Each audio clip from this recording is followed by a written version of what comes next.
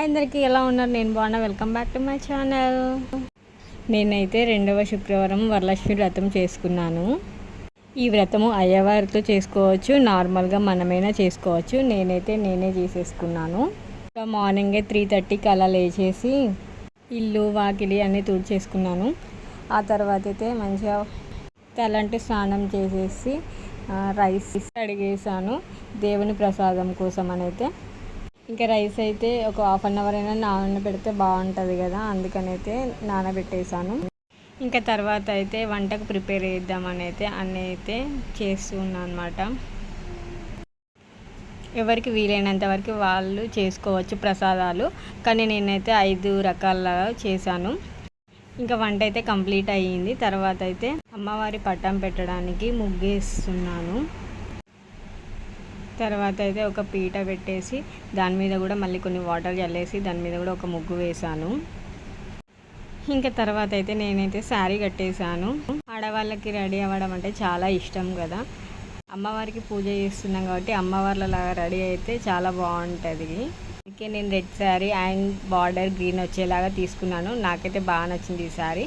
మీకు ఎలా నచ్చిందో చెప్పండి, కామెంట్ చేయండి. శారీ బాగుందో లేదో. తర్వాత వచ్చేసి పీట అయితే పెట్టేశాను కదా. తర్వాత ఒక రెడ్ క్లాత్ అంటే బ్లౌజ్ పీస్ను పరిచాను పీట మీద. తర్వాత కొన్ని బియ్యం వేసుకున్నాను గుప్పెడు.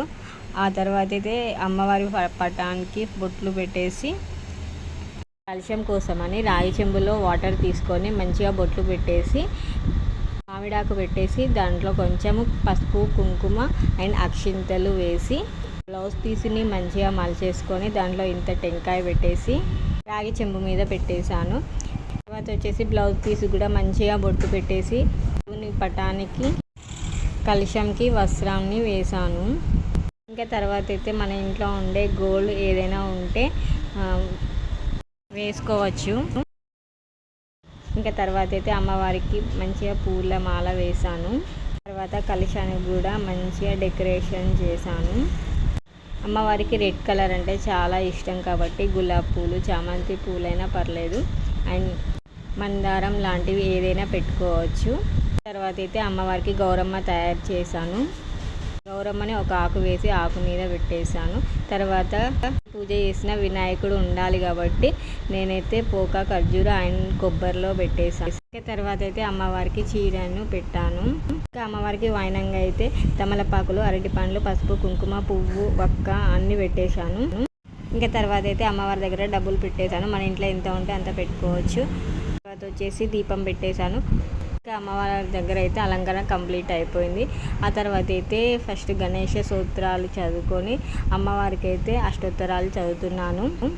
యాక్చువల్లీ నేను రైట్ హ్యాండ్ తోటి చేశాను, బట్ కెమెరాలో మాత్రం అట్లా లెఫ్ట్ హ్యాండ్తో చేసినట్టు కనిపిస్తుంది. ఇంకా అమ్మవారికి సంబంధించిన అన్నీ నేను చదివేశాను అనమాట. ఇంకా ఇంట్లో అయితే ఇలా పూజ చేసుకుంటే మంచి వైబ్ అనిపిస్తుంది.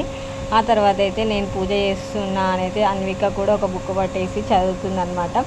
తర్వాత అయితే పూజ అయితే కంప్లీట్ అయ్యింది. ప్రసాదాలు పెట్టేస్తున్నాను మంచిగా ముగ్గు పెట్టేసి కింద పరమన్నం, పులిహోర, దద్దోజనం అండ్ వడలు అండ్ వడపప్పు అన్ని ప్రసాదాలు అయితే అమ్మవారికి ప్రసాదించాను. ఇంకా తర్వాత టెంకాయ అయితే కొట్టాను. తర్వాత మంచిగా హారతి ఇచ్చాను అమ్మవారికి. ఇంకా తర్వాత అయితే అమ్మవారి దగ్గర ఒక 3 చుట్లు తిరగాలి, అక్షింతలు పట్టేసుకొని. తర్వాత అయితే మా ఆయన దగ్గర ఆశీర్వాదం తీసుకున్నాను. తర్వాత వచ్చేసి అయితే మా చిట్టి తల్లికి వాయనం ఇచ్చాను. చిన్నపిల్లలు ఒక అమ్మవారి లాగా అంటారు కదా, ఫస్ట్ వాయనం. ఇంకా తర్వాత అయితే పూజ కంప్లీట్ అయిందని అయితే ప్రసాదం తీసేసుకున్నాను.